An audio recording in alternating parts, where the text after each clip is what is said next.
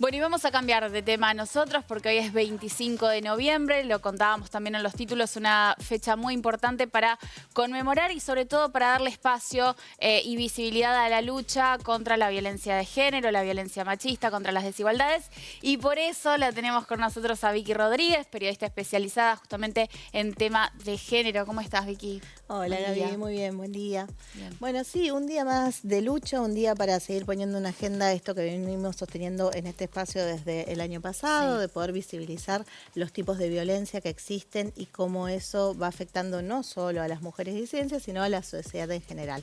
Estamos hablando en este año, en lo que va del año, de más de 229 femicidios en el territorio de la Argentina. Estamos hablando de 900 intentos de femicidio. Y bueno, y un número que detrás de la cifra esconde un montón de historias de violencia y un montón de violencias sostenidas hasta llegar a este tipo de crímenes. Para hablar de esto, estamos en comunicación con Gabriela Sosa, ella es directora ejecutiva de Mumalá, Mujeres de la Matria Latinoamericana. Hola Gaby, ¿cómo estás? ¿Cómo estás, Gaby? Buen día. ¿Qué tal? Les pido disculpas porque me estoy volviendo de Corrientes. Del Estuvimos encuentro. en el encuentro plurinacional de mujeres y disidencias y uno de los reclamos justamente, uno de los planteos más fuertes de este encuentro tuvo que ver con este pedido de emergencia nacional en violencia de género, así que me encuentran en ruta, pero bueno, un gusto poder charlar en un día tan importante en el mundo, pero en particular en nuestra Argentina, donde las condiciones para las mujeres se han empeorado, las condiciones de vida, pero en particular las condiciones en las que nos encontramos a la hora del abordaje estatal para la prevención, para la asistencia de la violencia de género. Así que un gusto poder charlar con ustedes. Gaby, ¿cómo crees que se entrelaza la violencia de género con las desigualdades, el resto de las desigualdades que tenemos en la Argentina? Es uno de los reclamos también que más se escuchó en el Congreso y que es uno de los lemas también del día de hoy.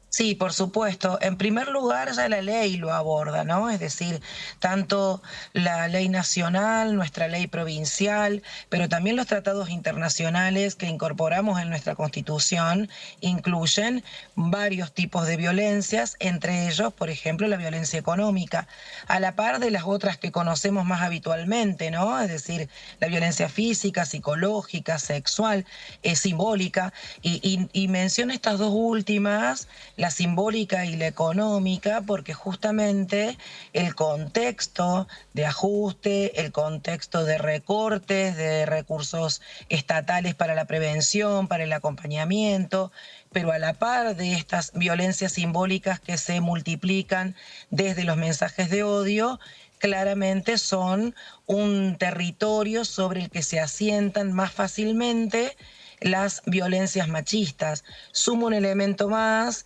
que tiene que ver con algo que conocemos muy bien en la provincia de Santa Fe, particularmente en la zona de Rosario, el Gran Rosario, que son los crímenes narcos o en contextos de criminalidad organizada, que por supuesto se sienten y se ven favorecidos tanto este tipo de asesinatos contra las mujeres como la trata de personas, por ejemplo, son una modalidad que este año hemos visto en concreto hace poco tiempo, que ya no solo es regional, sino que comienza a extenderse en el país por políticas económicas, por políticas de seguridad que no limitan, sino que alientan el desarrollo de estas específicas modalidades que nos tienen también como víctimas, ¿no?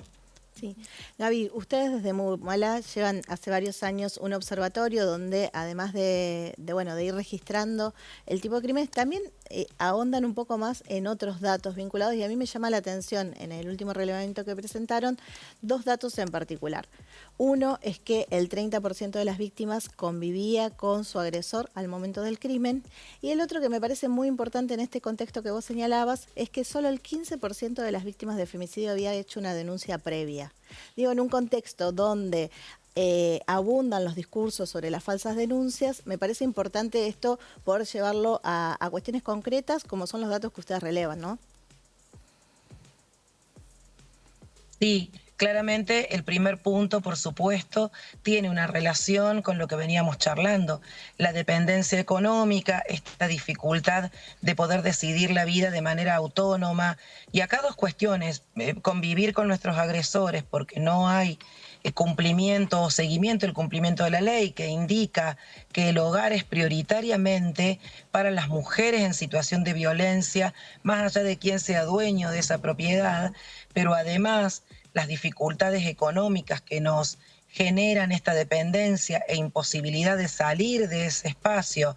Y por otro lado, estos mensajes de odio de manera permanente, claramente, bueno, también de odio y de desaliento y descreimiento y negacionismo de lo que es la violencia de género, de lo que implica, de lo que es la construcción de género. Por lo tanto, tenemos combinado estas dos situaciones, una situación económica gravísima, pero además un desaliento por parte del Estado Nacional, en primer lugar, de lo que estamos relatando, incluso en el marco de las leyes, ¿no? O sea, lo paradójico es que el mismo gobierno nacional quien incumple lo que está en la Constitución. Entonces es una combinación que a nosotras nos desalienta para ir hacia el Estado a hacer una denuncia. Y además, agrego, esto también cuando el ajuste se multiplica a nivel gubernamental en el plano provincial, comunal, municipal, por supuesto tampoco en ninguno de los estamentos del Estado encontramos recursos que nos acompañen de manera efectiva. Y por supuesto que hay niveles, la eliminación de las políticas públicas ha sido en el orden nacional, pero estamos conviviendo con una precarización de los recursos a nivel provincial y te diría, porque no tenemos información oficial, la hemos solicitado y no la hemos tenido, que estamos seguras que la cantidad de áreas mujer en el orden municipal y comunal con las que contábamos hace 4 o 5 años atrás se ha reducido, te diría, que a un 20%, ¿no? Lo Gaby, digo arriesgándome por los datos que nosotras investigamos. Sí. no, te iba a consultar qué pasa con el Poder Judicial, porque los últimos casos que vimos en la provincia de Santa Fe, incluso en la ciudad de Santa Fe, tenían botón antipánico, habían hecho la denuncia y sin embargo falla ahí la justicia en ese momento ya de prevención, pero con una instancia de denuncia planteada y un caso concreto sobre la mesa. ¿Qué falta en el Poder Judicial para activar eso? En general, el Poder Judicial siempre fue uno de los más señalados porque claramente es necesario la incorporación de la mirada de género para poder tanto sancionar a los agresores en el marco de las leyes que tenemos como la reparación de las víctimas. Ahora, yo vuelvo a tentar acá, lo que digo en más de una oportunidad, que quién es quien debe controlar, quién debe monitorear las decisiones del Poder Judicial, ¿no? Ahí hay una decisión que debe tomarse con los 3 poderes del Estado en sus 3 niveles, articulando un protocolo donde esté claro quién se hace cargo del acompañamiento de esas víctimas luego del otorgamiento de una medida. ¿Quién debe ser? ¿Acaso no deberían estar más fortalecidas las organizaciones en territorio, los dispositivos de salud municipal, los espacios institucionales a nivel territorial? Porque bueno, ahí hay una cuestión a resolver de cómo debe ser el seguimiento y el monitoreo posterior a la sanción y al otorgamiento de las medidas de protección de las víctimas. Yo la verdad creo que el Poder Judicial debe seguir incorporando la mirada de género, pero que también los ejecutivos deben estar atentos y en articulación permanente para que en lugar de que nadie las acompañe, en todo caso, discutir y definir quién hace el seguimiento territorial de las víctimas. Claro. Sí, ni hablar, Gaby, que es necesario poder contar con una articulación real, no solo desde el Estado, sino también con las organizaciones territoriales que vienen haciendo este trabajo de manera sostenida desde hace décadas y que son las que además tienen el conocimiento de cómo se mueve el barrio, de cómo se mueven las mujeres y los agresores y pueden ayudar a delinear políticas públicas de protección mucho más eficaces.